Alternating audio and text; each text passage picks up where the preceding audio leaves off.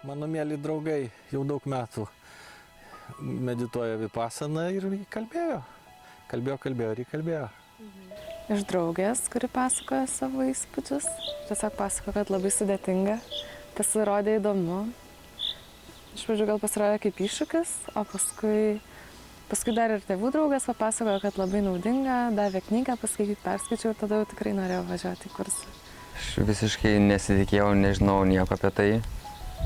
Tiesiog norėjau pabūti kažkur vienas. Man aktualu iš tikrųjų buvo nuo senų laikų apskritai kažkoks tai tos būties palengvinimas, to gyvenimo savo palengvinimas. Ir aš iš pradžių tokiais paprastais būdais rėmiausi, kaip alkoholis, ten, pavyzdžiui, narkotikai ir panašus dalykai kažkokie tai. Paskui pamačiau, kad iš tikrųjų tas visiškai neveikia ir nieko iš to gero. Ir pradėjau tiesiog ieškoti tokių kažkokių alternatyvių būdų. Tai bičiulis, nežinau net prieš kiek laiko, jis užsiminė prieš kokius 3 metus gal, apie tą patirtį, kad jis čia atvažiavo ir kaip tuo metu jis man papasakojo, tai tiesiog atrado gyvenimo, nežinau, prasmę, tikslą ir taip toliau čia, visą tą esmę. Vipasana mano gyvenime atsirado per domėjimąsi budizmu, man atrodo. Tik dabar taip supratau. Aš turėjau draugą, kuris man kažkada įbruko, tiesiog. Pasibūdavo daug budistinių knygų, aš kartais taip paklausdavau, o kas čia? Jis taip atsargiai sakydavo, nu čia tokia labai įdomi ir tokia keista knyga, sako. Ir jis man davė kažkokią apie japonų ten budizmą, paskaityti kažką. Man buvo labai keista, kad jau 10 metų Lietuvoje vyko kursai, o aš sužinojau tik tai po 10 metų. Tai supratau, kad ne visi dalykai atsiskleidžia žmonėms iš karto. Sužinojau iš savo draugų, jie iš Kijevo ir su jais susitikęs tiesiog pajutau, kad jie yra kitokie, kad jie skiriasi nuo kitų žmonių. Kažkokią turi savybę, iš karto to nepaaiškinsi, bet kiekvieną reikalą, kurį jie daro ir šiaip, kaip jie atsineša prie gyvenimo, tiesiog panašu į meną, į kažką išskirtinio. Tai ir pamaniau, kad reikia visgi išbandyti vipasaną. Mane užrašė į kursą draugas, kuris buvo vieną kartą meditavęs. Ir jisai slapta mano vardu mane užregistravo. Buvo pusę metų likę iki kurso ir jis mane pradėjo ruošti. Pradėjo man pasakoti, rodyti knygas, liepti ten skaityti apie Budą ir taip toliau. Nes aš labai priešinausi tam. Bet per pusę metų jis mane paruošė, įsisodino į mašiną ir nuvežė į Vokietiją. Taip aš atsidūriau tam pirmam kurse. Aukštai kalno viršūnėje, iš kurios nei pabėgsi, nei kam pasiskūsi. Mes buvom, šis ieškojom naujo kelio, buvom išėję iš darbų, galvojom kažką veikti, ar kažkur gyventi kitur, ar keliauti. Ir vis pirmas žingsnis buvo vipasana.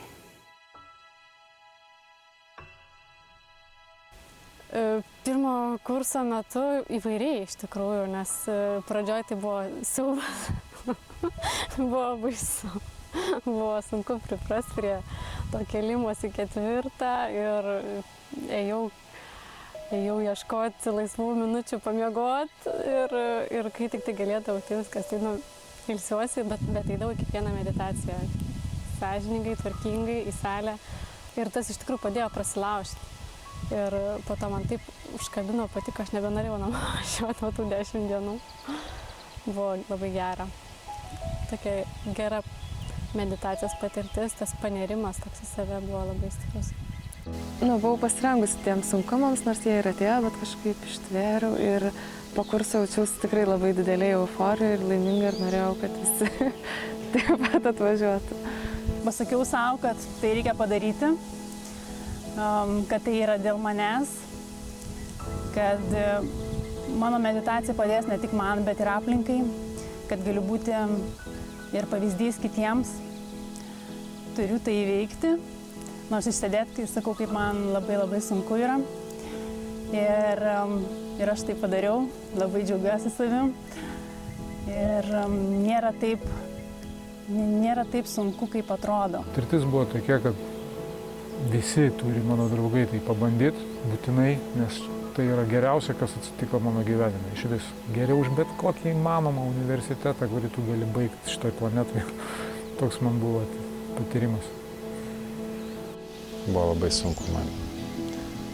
Labai maištinga buvo, bet kažkiek buvau, taip, šiek tiek buvau atradęs kai ko, bet buvo toks ir taip ir ne. Pirmas 10 dienų kursas tai buvo man super sunkus. Visų pirma, galbūt dėl to, kad aš labai stiprius skausmus jutau kūne, ypač kojose, keliuose. Kiekvieną dieną beveik pas mokytojus ėjau prašyti, kad man leisti prie sienos pabūti, o jie vis kartoja, priimk tai. Pirmas kursas buvo itin sunkus. Labai sunku buvo, nervinausi labai, galvojau, kur aš čia pakliuvau ir daugiau niekada čia negrįšiu. Bet kai pasibaigė kursas, išėjau ir supratau, kad grįšiu. Nelabai ką bendro su ta meditacija turėjau iki tol. Ir čia galvoju, atvažiuosiu, tai 10 dienų, pabūsiu šiek tiek. Tai pirmas dienas aš kažkaip taip ir leidau lyg ir poilsiaudamas, bet paskui kažkaip supratau, kad užimu kažkieno tai vietą šitam visam kurse ir galbūt tos paskaitos, mokytojo kažkokie, tai tas toks kaip rimtumas, apskritai visas tas rimtumas, su kuriuo čia susitinki, taip pradėjo man, nežinau, davė suprast, kad čia iš tikrųjų reikia kaip ir kažkokį tai darbą atlikti, ne vien tik tai poilsiauti. Pakankamai rimtai pradėjau į tą žiūrėti ir pakankamai sunkių tokių išgyvenimų iš tikrųjų turėjau. Ir einant į pabaigą tam kursui jau realiai buvau visiškai, kaip čia pasakyti, irgi nežinau, kokį geresnį žodį surasti, ištaškytas turbūt. Pykau iš tikrųjų ant visų ir ant tų, kurie čia sugalvojo tos kursus ir man čia atrodė, kad čia kažkas tai vyksta jau, visiškai man atrodė, kad čia ne tas. Bet kai aš grįžau į miestą, jau kai viskam pasibaigus, pamačiau tą pasikeitimą ir savo paties, koks aš buvau prieš tas 10 dienų ir koks aš grįžau. Aš tikrai supratau, kad verta ir ten 100 kartų verta, tikrai. Nes aš, kaip ir visi studentai, turėjau labai daug tų klausimų, bet mokytojas kažkaip per tas vakarykštis lekcijas į tuos klausimus atsakydavo.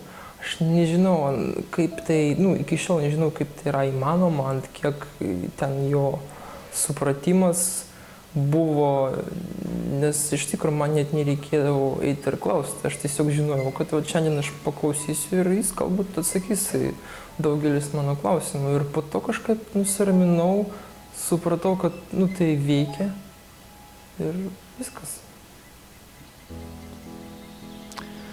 Man buvo iš pradžių sunku, nes aš meditavau pagal jogos praktikas. Tai aš turėjau perlaužti, viską sutriuškinti ir per naują pastatyti pagal šią techniką meditacijos. Ir buvo 3 pirmosios dienos labai sunkios. O po to jaučiausi gerai, nes čia yra pastovus darbas su savim. Jogos praktikoje tu neturi tokių konkrečių kažkokių tai uždavinių, savęs stebėjimo. Ir čia tikrai man buvo didelis pokytis, ir galiausiai aišku, kad aš pasilikau su vipassana.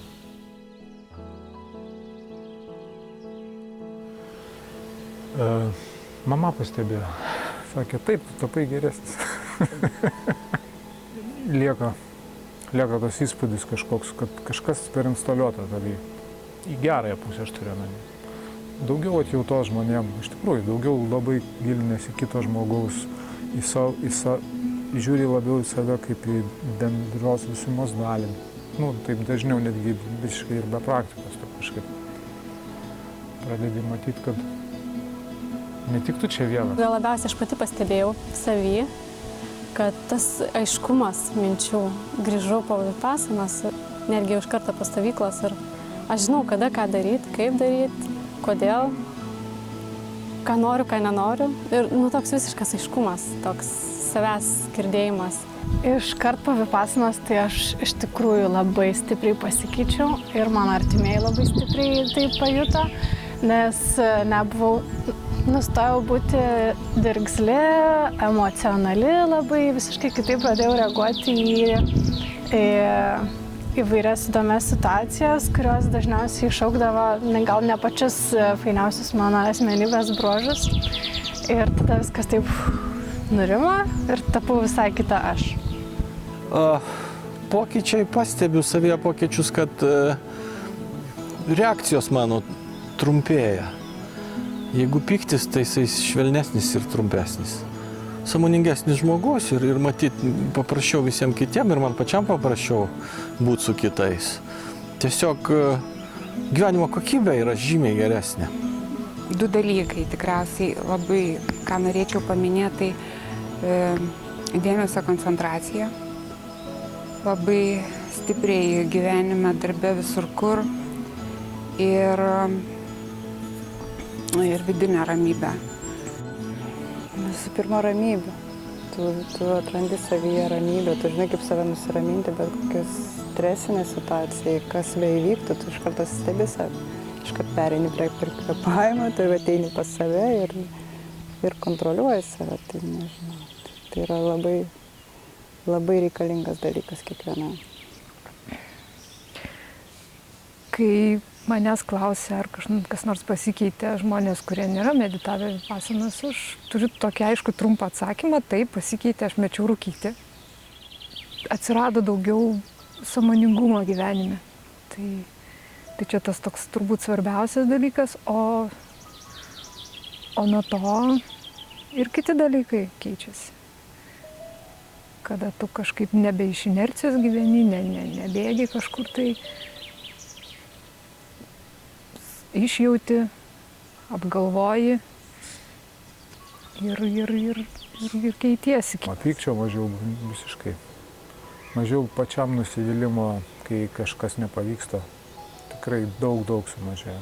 Jeigu anksčiau ten trenktum galvą į sieną arba kompą mestum, laužytum, daužytum, tai dabar tik tai pelė gal kompą. Stebiu ir tas emocijas, kurios užplūsta. Tas mintis galbūt pastebiu, tai kas čia šnekasi viduj, kas čia dabar kažką nurodinėja, ką daryti, ką ne. Ir ar aš čia pati galvoju ar ne. Ir iš tikrųjų yra tas stebėjimas, toks išjautimas. O pojūčiai, taip, kai jau, jeigu paima koks stresas, tai taip, kvėpavimas tada yra. Kvėpavimą seki, stebi ir nuveda truputėlį į tą vietą, kur daugiau ramybės.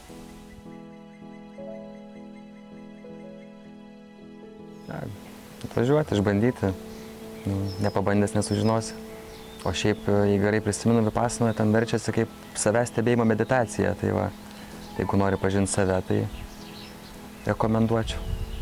Patarčiau, kad dar ne vėlu pradėti medituoti.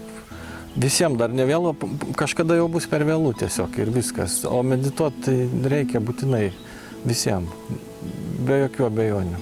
Bet vipasana ir yra kelias į tokį gražesnį, ramesnį, džiugesnį gyvenimą. Iš tiesų, ta prasme, ta technika vipasana yra instrumentas, kuris veda prie laimingo gyvenimo. Bet laimingo ne tik savo, ne tik, kad aš būsiu laimingas, o jūs ten kaip norit. Bet kad ir tu padarytum tą aplinką harmoningesnę. Ir vėlgi tai yra kažkaip labai natūralu. Tiesiog tu praktikuoji ir tu supranti, kad tu daugiau negali kaip padaryti žmonėm kažkokios žalos. Paprasčiausiai tampi ramesnis ir laimingesnis iš tikrųjų. Mes gyvename labai įdomiam amžiuje, įdomiam laike, kada yra labai daug dalykų aplink mus. Labai mes turim kur tą dėmesį išmėtyti. Ir mes niekaip neturim to laiko pažinti save. Bažnyčiose yra vienas iš sakraliausių momentų, kada žmonės vienas kitam linki ramybės. Bet tai tik žodžiai, o kaip tą ramybę pasiekti, kaip ją praktikuoti, kaip ją išlaikyti gilumoj savo, tai tam yra skirtos technikos. Viena iš tų technikų yra vipassana.